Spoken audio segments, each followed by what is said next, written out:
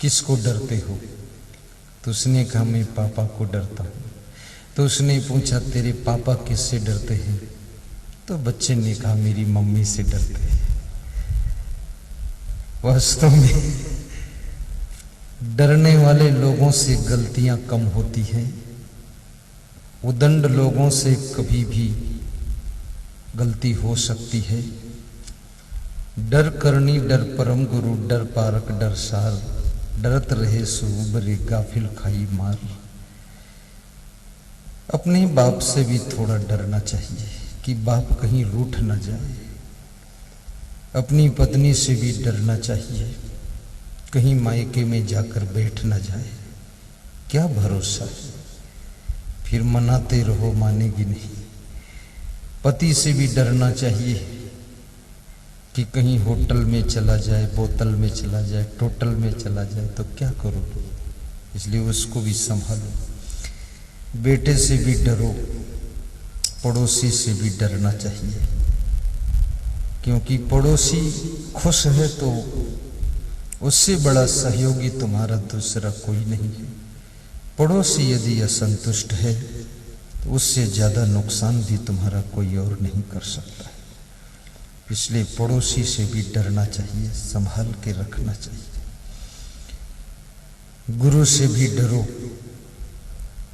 ताकि वह आपके ऊपर आशीर्वाद रखे, वो दंडता ना करो। और इस दुनिया के अंदर जो लोग पहले से ही थोड़ा संकोच करते हैं वे गलतियां नहीं करते हैं, और जो किसी को डरते ही नहीं हैं, संकोच भी नहीं करते हैं, उनसे बहुत बड़ी बड़ी गलतियां होती हैं। शर्म मनुष्य के जीवन का श्रृंगार है। शर्म तुम्हारी मानवता का आभूषण है और बेशर्मी तुम्हारी मानवता को छीन लेती है और तुम्हें पशुता के राह पर ढकेल कर आगे बढ़ाती है। इसलिए थोड़ा शर्म, थोड़ा संकोच, थोड़ा डर रखना चाहिए। इससे मानवता के पथ से हम विचलित नहीं होते। खैर अभी प्रवचन शुरू नहीं किया हूं, बीच में ही चल पड़ा है। अभी प्रसंग बनाऊंगा। मैं अपने परम भक्त जो कि बहुत दूर से पधारे हैं, धामनिया गांव से, सीहोर जिला, वो भोपाल जिले से आए हैं। खजूरी के पास धामनिया गांव है, जहां मैं 3 दिन का सत्संग कर रहा था। बहुत अच्छा समागम उन्होंने करवाया था 4, 5, 6 मई को, अभी 2 दिन पहले। वहां के जिनके घर में मैं ठहरा था, कल रात में भी 11 बजे प्रणाम किया मेन रोड पर आकर सबने, और आज फिर 11 बजे यहाँ आ गए। बोले मन नहीं मानता है। श्री महेश मीणा जी खड़े हो, ये ताली बजाते नहीं। ऐसे व्यक्ति हैं, कार्यक्रम का 1 रुपया भी बकाया नहीं रखा है, सब गुरु जी के चरणों में अर्पित किया है। बैठो। इनके साथ विनोद खड़े हो, चंदेल, साथ में आत्माराम मेवाड़ा,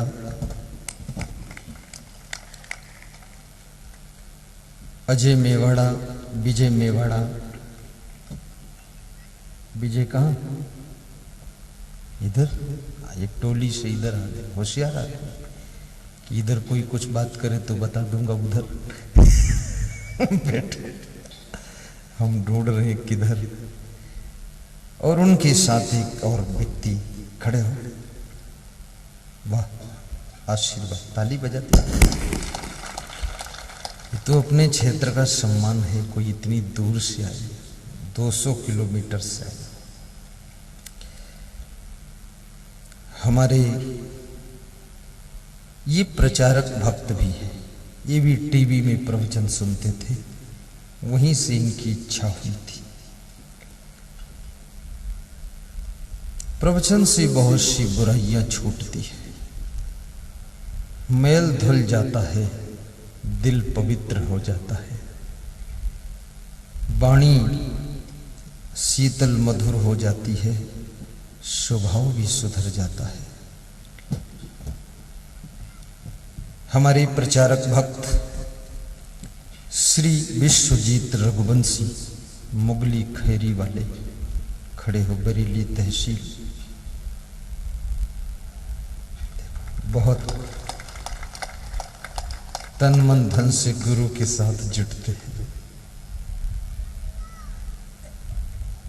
विजेंद्र सिंह सेमरिया इनके दोस्त, ये भी हमारे मुख्य प्रचारक भक्त हैं। विजेंद्र खड़े कहाँ, वो देखो उधर, अपनी फैमिली के पास बैठे, विद फैमिली आए। ये भी मुख्य प्रचारक है। राकेश पटेल, ये पिपरिया से, पिपरिया के पास गांव है, कौन गांव है, बनारी गांव से, पनारी से मनोहर पटेल जी के सहयोगी।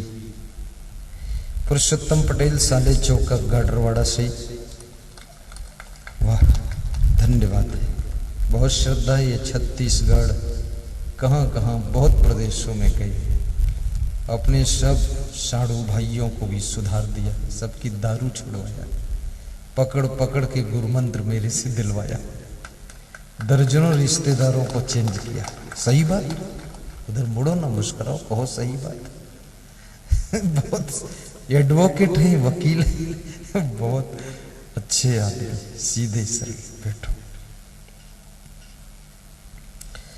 हमारे अनन्य भक्त गाडरवाड़ा के ब्रजेश कौरव साहब बहुत महान भक्त हैं, जिन्होंने उज्जैन आश्रम के निर्माण के लिए 51,000 रुपये नगद पिपरिया के सत्संग में जो मनोहर वेंकट ने सत्संग कराया था उसमें प्रदान किया था अपनी मां के हाथों से। बहुत बड़े दानी भक्त हैं। हमारे परम भक्त बलवान सिंह, खड़े हो जाओ, बिघा सरा वाले गाडरवाड़ा से, ये भी बहुत दीवाने हैं। सब टीवी में सुनते थे और धीरे धीरे हमको ढूंढा है, तलाश किया है। और एक सबसे अच्छी सूचना है आपके बख्तरा के लिए, हमारे परम भक्त श्री गोपाल सेठ जी अगले वर्ष फरवरी में 5, 6, 7 फरवरी को उन्होंने निवेदन किया है 2 दिन या 3 दिन का टाइम हमको मिलना चाहिए।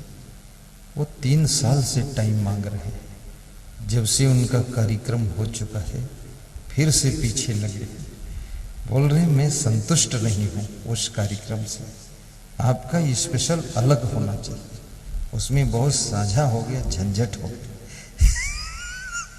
स्पेशल आपसे काम लेना है। तो ये स्पेशल आमंत्रित किया, जिस कार्यक्रम के लिए कल 51,000 रुपये जमा भी करेंगे कि आपको उस तारीख में बांधना है। मैं संदेह में हूँ, कहीं विदेश चला गया तो क्या करूँगा, फंस जाऊँगा, लेकिन मैं सोचता हूँ थोड़ा फंस जाऊँ तो भी ठीक है, तो विदेश शायद नहीं जाऊँगा, इसी देश में रह जाऊँगा, तो गोपाल सेठ का समागम करूँगा खड़े हुए। बड़ी श्रद्धा से आज मांग किया है। बेयर हाउस के मालिक हैं, सपरिवार आए हुए हैं, श्रद्धा बहुत है और कह रहे थे हम अपने आस्था से गुरुदेव करेंगे कार्यक्रम। बहुत अच्छा होगा, आपका होगा, कोई चिंता नहीं। ये क्षेत्र, मुझे एक बात यहाँ लगी, मैंने देखा यहां लोग कुछ ज्यादा समझदार लोग हैं, सिंसियर मैन, जागरूक लोग हैं। कैसे व्यवहार करना चाहिए ये सब लोगों को ज्ञान है, और संत के प्रति प्रेम बहुत है। शायद ये मां नर्मदे की कृपा आपके ऊपर है, इसलिए हो सकता है।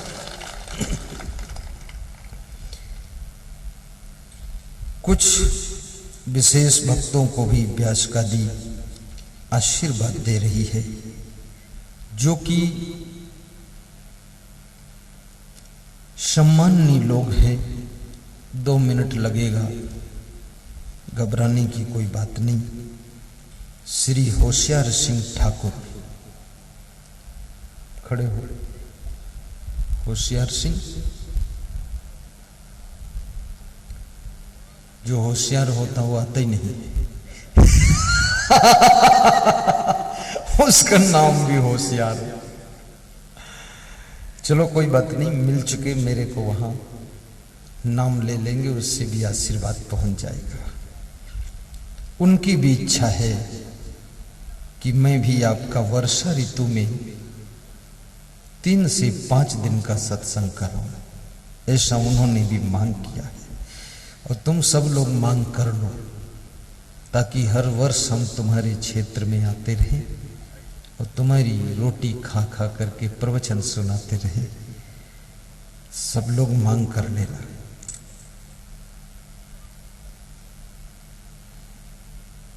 खेम सिंह ठाकुर, भगवान दास चाचा, राधे श्याम जी ठाकुर, देवेंद्र सिंह ठाकुर गाडरवाड़ा। देवेंद्र कहाँ?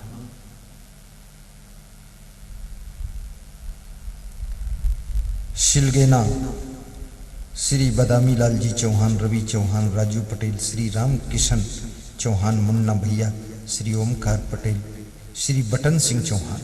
वाह, दबा दो बटन, जल जाए बल्ब।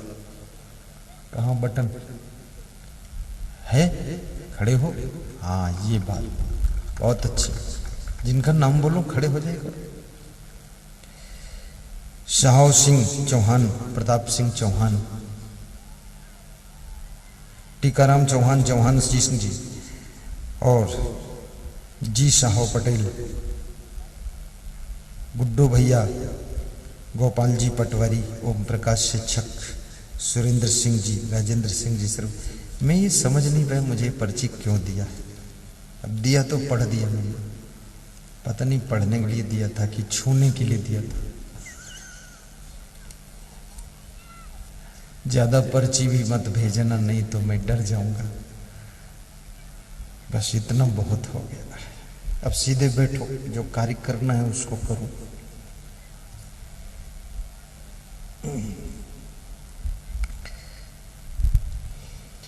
इसमें ऐसे कितने श्रोता हैं जिन्होंने टीवी चैनल में भी हमको देखा है। दोनों हाथ ऊंचा करो।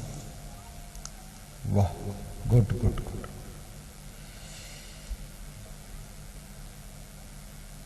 सीधे बैठ जाओ। जो टीवी में आते थे महात्मा, उनको तुमने पहाड़ों के किनारे निकाल कर बाहर बिठा दिया है। कितनी धूप लग जाएगी महात्मा के, टीवी के अंदर ही रखना चाहिए था।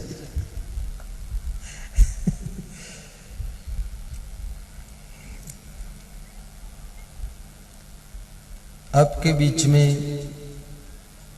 मैं 2 प्रश्न करता हूं। नंबर 1, जिंदगी कैसे जीना चाहिए ताकि जीवन में शांति और सफलता, संपत्ति और भक्ति ये प्राप्त हो सके। जीवन में सब कुछ पा लिया है, परंतु यदि शांति नहीं मिली तो सब कुछ पाना ऐसे है जैसे गधे की पीठ पर काजू किशमिश की बोरियां लाद दी गई हों, लेकिन अंत में खाता वो भूसा ही है, घास ही है, काजू किशमिश नहीं खाता है। ऐसे तुम ये सब इतना भार लाद कर चलते हो, लेकिन शांति के काजू किशमिश खाने को नहीं मिले तो ये माया मोह के भूसा को खाकर ही जिंदगी गुजारती। इसलिए शांति कैसे मिलेगी, आज उस रास्ते को ढूंढना है। स्त्रियां भी शांति चाहती हैं, इसलिए ये मायका छोड़कर ससुराल आती है। इनको पूरी उम्मीद रहती है कि सासू के पास में बड़ी शांति मिलेगी, और सासू के पास जब पहुंचती है तो आतंकवादी सासू से मिलकर बेहोश हो जाती है। ये तो और खतरनाक है। सासू भी सोचती है बहू आएगी, लाड़ी आएगी तो शांति मिलेगी, गरम गरम रोटी खाने को मिलेगी। गरम गरम रोटी तो नहीं मिली, लेकिन गरम गरम बातें सुनने को मिल रही है। सासू भी दुखी हो गई। जब तक तुम दूसरों से शांति पाना चाहोगे, तब तक तुमको कभी शांति नहीं मिल सकती है, क्योंकि दूसरे लोग गलतियां करना बंद ही नहीं करेंगे, वो तुमको शांत होने ही नहीं देंगे। दूसरों से शांति नहीं मिलती है, दूसरों से ज्यादातर अशांति ही मिलती है। अपने जीवन में झांक कर तुम देखो, या तो तुम पुत्र के कारण दुखी हो, या अपने पिताजी की वजह से दुखी हो, या कि अपनी मां के कारण दुखी हो, या अपनी वाइफ की आदतों के कारण दुखी हो, या तुम अपने पति की शराब पीने के कारण दुखी हो। तुम्हारा दुख तुम्हारे घर में कोई न कोई सदस्य बना हुआ है, और ये सदस्य, इनका सुधरना, ये न धन से सुधरेंगे, न पद से सुधरेंगे, न मान सम्मान से सुधरेंगे, न एयर कंडीशन मकान से सुधरेंगे, न 80 लाख की गाड़ी से सुधरेंगे, न 10,000 की साड़ी से सुधरेंगे, न 20,000 की घड़ी से सुधरेंगे। ये जब सुधरेंगे तो सत्संग की धारा में स्नान करने से ही सुधरेंगे। इसलिए प्राचीन जो राजा महाराजा हुआ करते थे, वे अपने घर में हमेशा सत्संग कराते रहते थे। अभी नेताओं के परिवार बहुत भ्रष्ट हुए हैं, बहुत ज्यादा भ्रष्ट हो। लड़के भी चरित्रहीन है, बेविचारी है, लड़कियां भी बिगड़ी हुई है, पत्नी भी पान तमाकू खाकर पति के कान में थूक देती है, और पति भी हिंदी बोलना आता नहीं, इंग्लिश बियर पीकर चलता है, ओड़ो ओड़ो बोलता चला जाता है। पूरा भ्रष्टाचार है। बहुत से नेताओं के घरों का हाल खराब हो चुका है, और उनके घर में कोई महान संत का प्रवेश भी नहीं है। वहां दारू पीने वालों का प्रवेश है, वहां चरित्रहीनों का प्रवेश है, बेविचारियों का प्रवेश है, जो मुर्गा पकड़ कर लाई उसका प्रवेश है, जो थैले के अंदर अंडा धर के लाई उसका प्रवेश है। पूरा राक्षस का काम हो रहा है। इसलिए बहुत बड़े नेता भी बहुत दुखी है।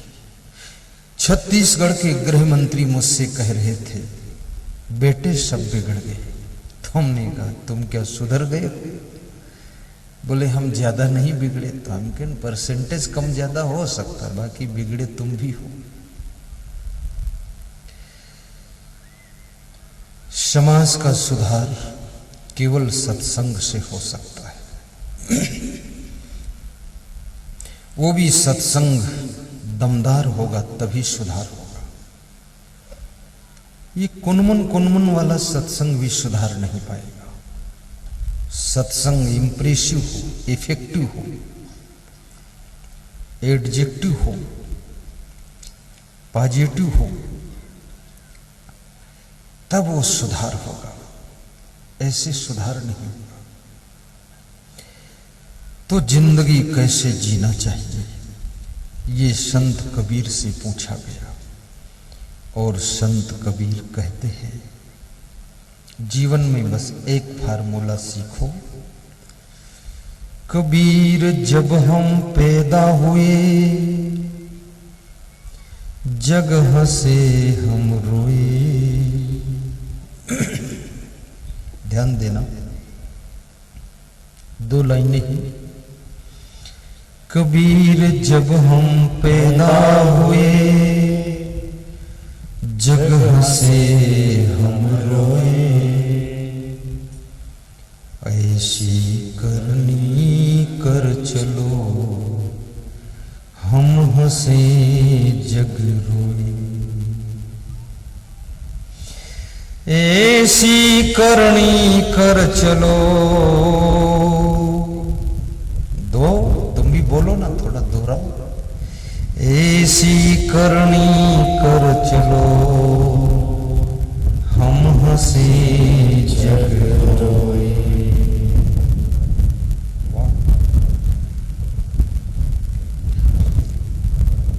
संत कबीर ने उत्तर बहुत अच्छा दिया है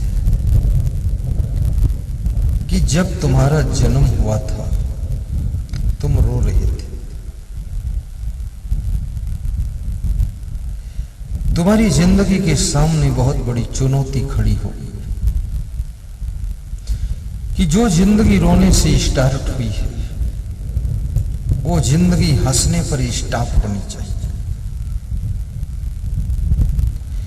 आंसुओं भरी जिंदगी आशा भरी जिंदगी बन जानी चाहिए।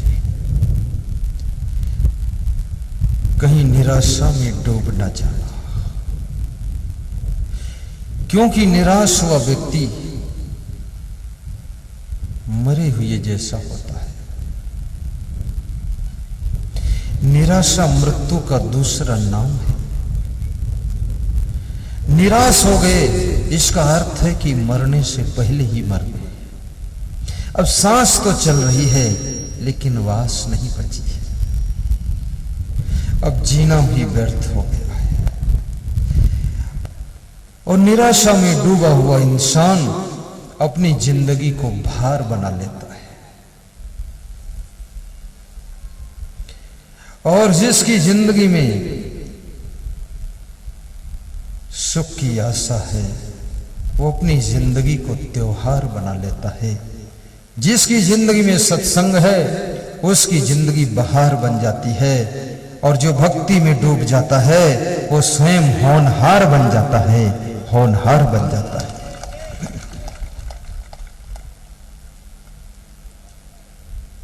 कभी निराश मत होना। कभी तुम्हारे पिताजी के शब्द भी तुमको निराशा के कुएं में ढकेल सकते हैं। कभी तुम्हारी पत्नी की कर्कश वाणी तुमको निराशा की चट्टान से टकरा सकती है। कहीं तुम्हारे पति की हरकतें, गंदी आदतें आपको निराशा में गिरा सकती है। कभी तुम्हारे बेटों की चाल चलन तुमको निराशा के अंधेरे में भटका सकती है। किसी के नेगेटिव शब्द, कठोर शब्द, किसी के द्वारा मारी हुई चोट भी आपको निराश ना कर सके, हमेशा ताजगी बनी रहे। अभी एक सज्जन बिहार में मिले थे, कह रहे थे एक ही बेटा था, उसकी मृत्यु ने मुझे घोर निराशा में ढकेल दिया है।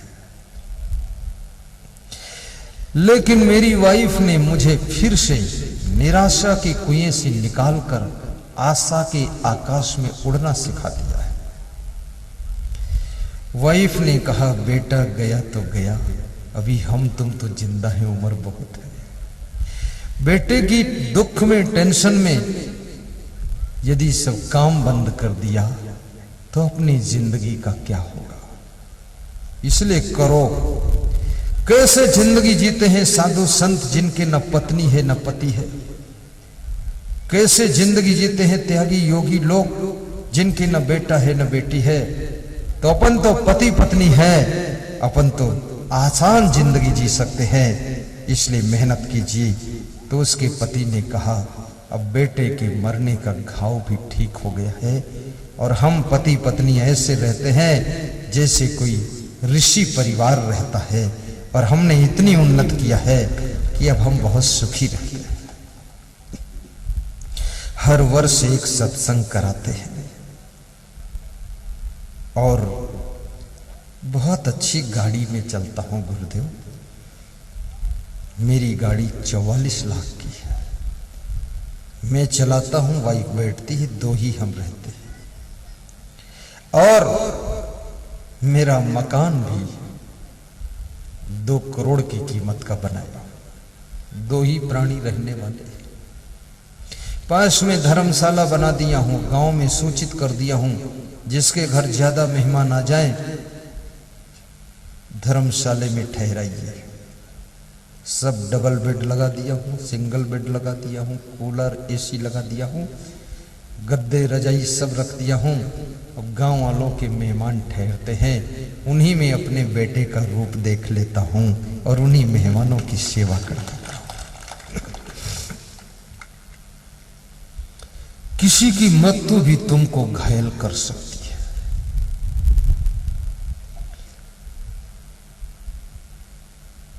किसी के मुख से निकले हुए कठोर शब्द आपको चकनाचूर कर सकते हैं। और याद रखना, जिनसे तुम्हारा प्रेम नहीं है वे कितना कठोर बोले तुमको जरा भी चोट नहीं लगती है, लेकिन जिनसे तुम प्रेम करते हो वे जब तुम्हारे साथ में गलतियां करना शुरू करते हैं तो तुम ज्यादा घायल हो जाते हो। तालियां भी बजा दिया करो, नहीं तो तुम हमको भी निपटा दोगे 2 दिन में। और मुस्करा भी दिया करो, हंस भी दिया करो। रोने की बात आए थोड़ा रुमाल से आंसू पोंछ लिया करो। भौं भौं करके मत रोना, चुपके चुपके रो लेना, आंसू भी आ सकते। क्योंकि आपकी जिंदगी के प्रसंग को छूने वाला जब प्रवचन होगा तो आपको अपनी जिंदगी के टॉपिक याद आ जाएंगे, तो आपको रोना भी आ सकता है। कबीर जब हम पैदा हुए जग हंसे हम रोए। कबीर साहिब कहते हैं तुम्हारा जब जन्म हुआ तुम रोते थे, लेकिन तुम्हारे घर परिवार के लोग तुम्हारे जन्मोत्सव की खुशी मना रहे थे।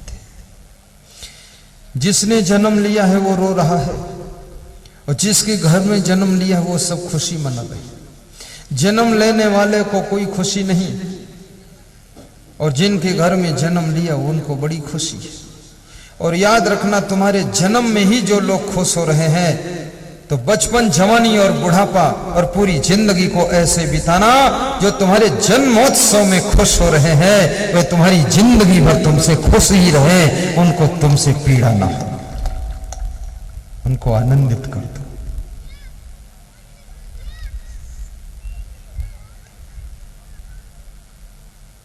ध्यान देना।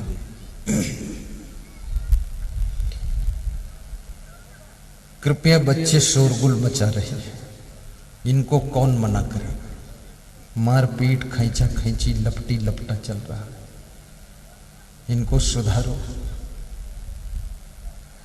इनको पकड़ के बिठाओ, घूमने मत दो। कृष्णा सेटिंग करो इनकी। ये घूमते क्यों हैं बच्चे, इनको कंट्रोल करो, पकड़ पकड़ के अंदर बिठाओ, जाने मत दो, नहीं दूर हल्ला मचाइए।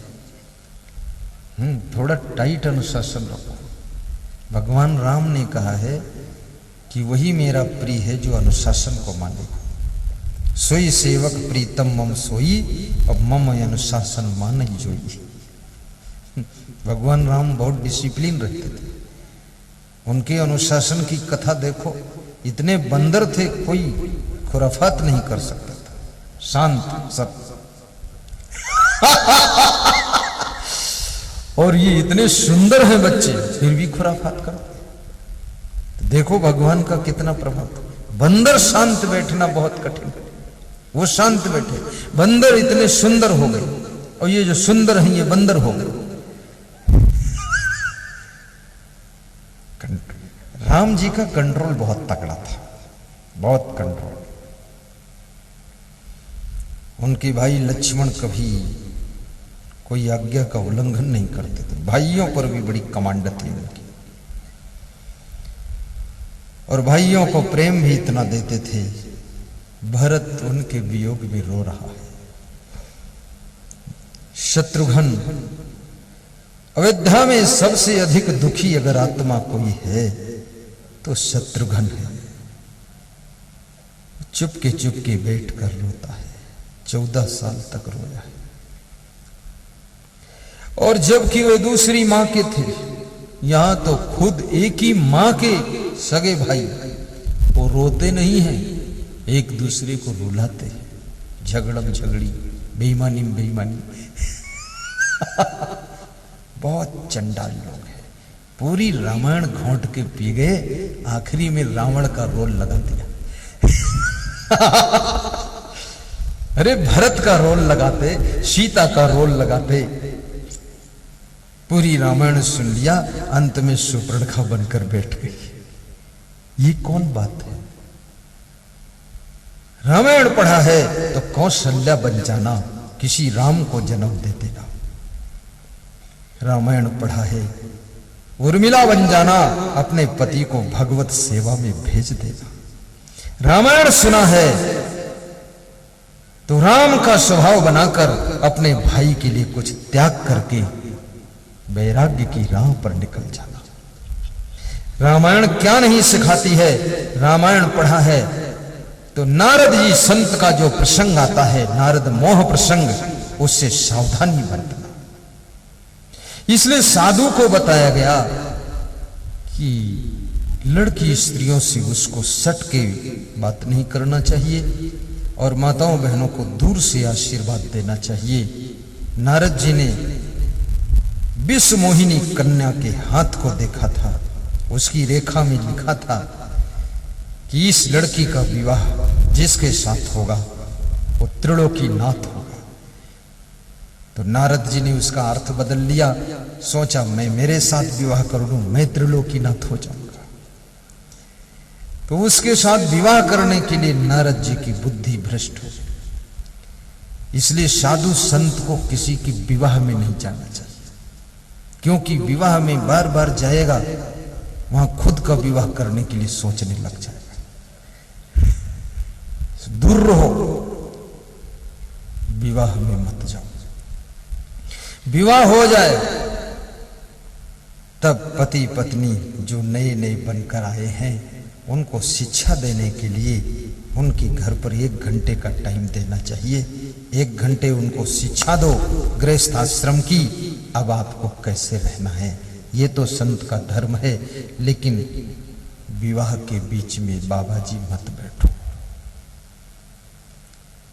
मैं तो 99% जाता ही नहीं। कोई इधर उधर घुमा के झूठ ऊठ बोल के कभी फंसा दिया तो बहुत ऊब जाता हूं वहां, क्योंकि विवाह के समय में देखता हूं हर व्यक्ति फैशन की ऊंचाई पर बैठा है। विवाह तो एक दुल्हन और एक दूल्हे का हो रहा है, लेकिन उसमें जितने लोग हैं वो कोई दूल्हा से कम नहीं। सब भले घोड़े की पीठ पर सब नहीं बैठे, एक ही दूल्हा बैठा, लेकिन बाकी सभी खुद घोड़ा बने हुए, हिन हिन हिन हिन कर रहे। और सब लेडीज दुल्हन को भी मात खिला दे, इतना श्रृंगार करके जाती है। दुल्हन भी शर्मिंदा हो जाती है, मेरे को भी पीछे छोड़ दिया, ये तो सब मेरे से ज्यादा श्रृंगार है। और ये श्रृंगार और फैशन, ये त्यागी पुरुष को देखना नहीं चाहिए, क्योंकि इसमें आकर्षण होता है, इससे बचना जरूरी। और साधु संत के दर्शन के लिए जाओ तो श्रृंगार और फैशन नॉर्मल कर दीजिए, सामान्य, तब उनका आशीर्वाद मिलेगा। सीता जी और राम जी जब वनवास में गए साधु संतों के आश्रमों पर ऋषि मुनियों के दर्शन के लिए, तो उनकी ड्रेस कैसी थी? तापस भेष विशेष उदासी 14 वर्ष राम वनवासी। कोई फैशन वाली श्रृंगार वाली ड्रेस नहीं थी। सीता जी के अंगुली में एक अंगूठी थी, वो भी केवट को उतार कर देने के लिए तैयार हो गई कि बिना श्रृंगार के ही ऋषि मुनियों के चरणों में आशीर्वाद लेंगे। सब सीख लेना, कलयुग की ऐसी की तैसी कर दो और अपने घर घर में सती को आमंत्रित करके बिठा दो। कलयुग क्या कर सकता? लोग कहते कलयुग चल रहा है, मैं तो कहता हूं कलयुग पलयुग कुछ नहीं, फालतू बात। जिनके सात्विक विचार है, जिनमें सद्गुण है, जिनमें सदाचार है, जिनमें सभ्यता शालीनता शिष्टता है और जिनमें अच्छे संस्कार हैं, उनके लिए हर दिन हर युग सतयुग है, उनके लिए कभी कलयुग आता है।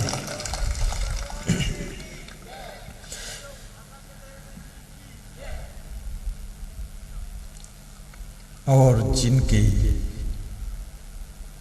मन में कलह कलेश है, दिल में कालिमा है,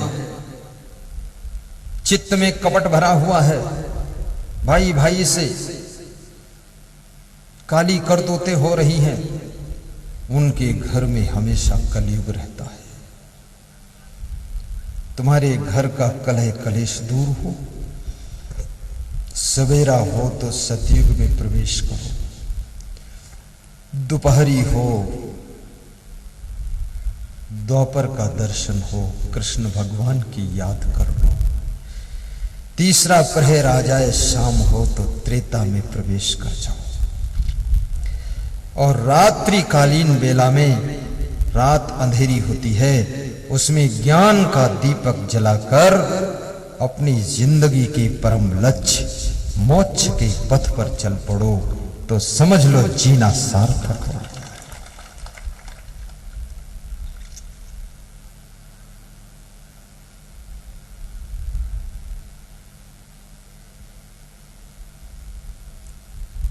रोते रोते तुमने जन्म लिया है, अब हंसते हंसते जीने की चुनौती मिली है। कैसे खुश रहोगे, कैसे प्रसन्न रहोगे?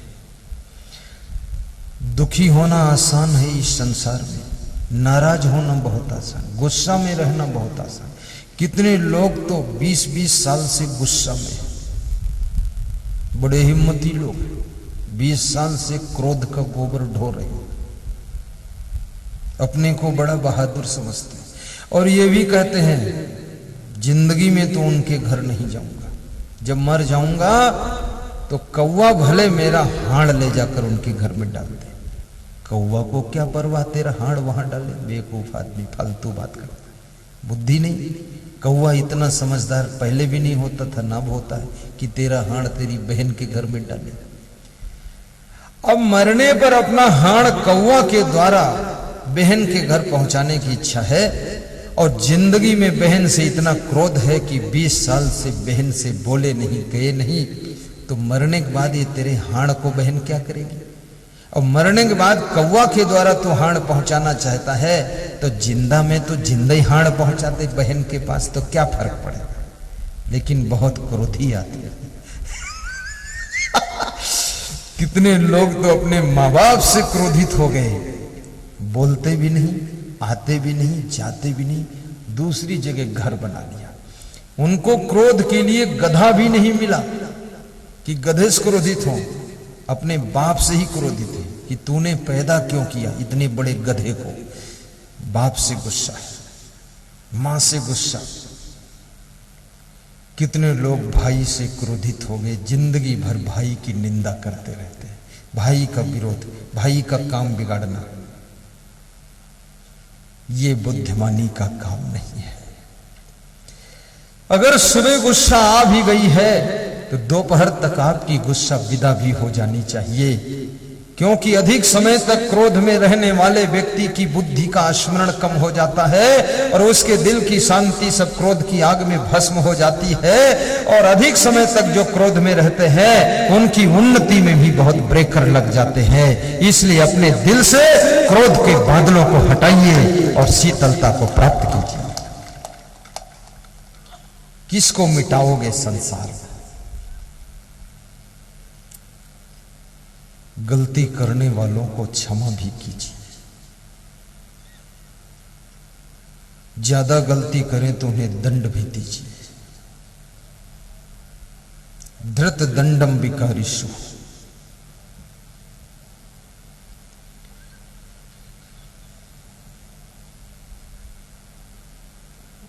विदुर नीति में महात्मा विदुर ने धृतराष्ट्र को समझाते हुए कहा है कि जो दूसरों को क्षमा करता है और खुद से गलती हो जाए तो क्षमा मांग लेता है।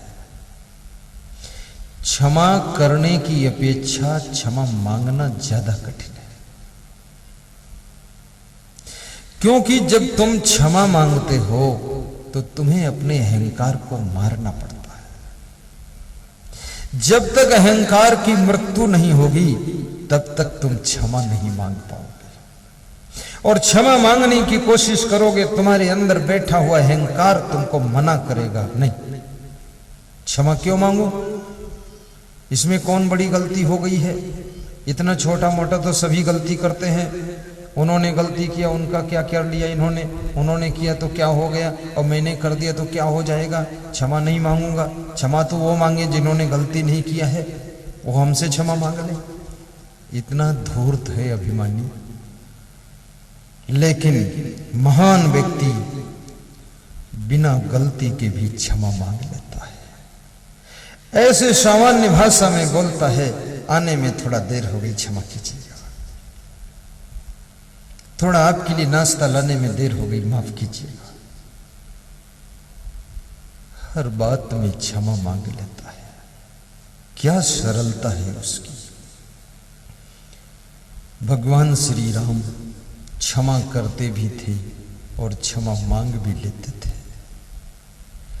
जिसको महान बनना है क्षमा करो भी और क्षमा मांगो भी। हर पत्नी को चाहिए हर महीने में एक दिन बिना गलती के अपने पति से कमरे में बैठकर क्षमा मांग लिया करो। कह दिया करो, जाने अनजाने में कोई भूल होती हो आप हमें याद दिलाइए, सुधार करूंगी और क्षमा कीजिए। आपको दुख देने के लिए नहीं आई हूं, प्रसन्न रखने के लिए आई हूं। द्रौपदी अपने 5 पांडवों को अकेले प्रसन्न रखती थी, तुम अकेले एक पति को प्रसन्न नहीं रख पाती हो, हद हो गई। कम से कम जो अपने मन को मिटा सकती है स्त्री, वो अपने पति को खुश रख सकती है। और जो पति अपने पत्नी के कहने से अपनी आदतों को, बुराइयों को छोड़ सकता है, वो पति अपनी पत्नी को खुश कर सकता है।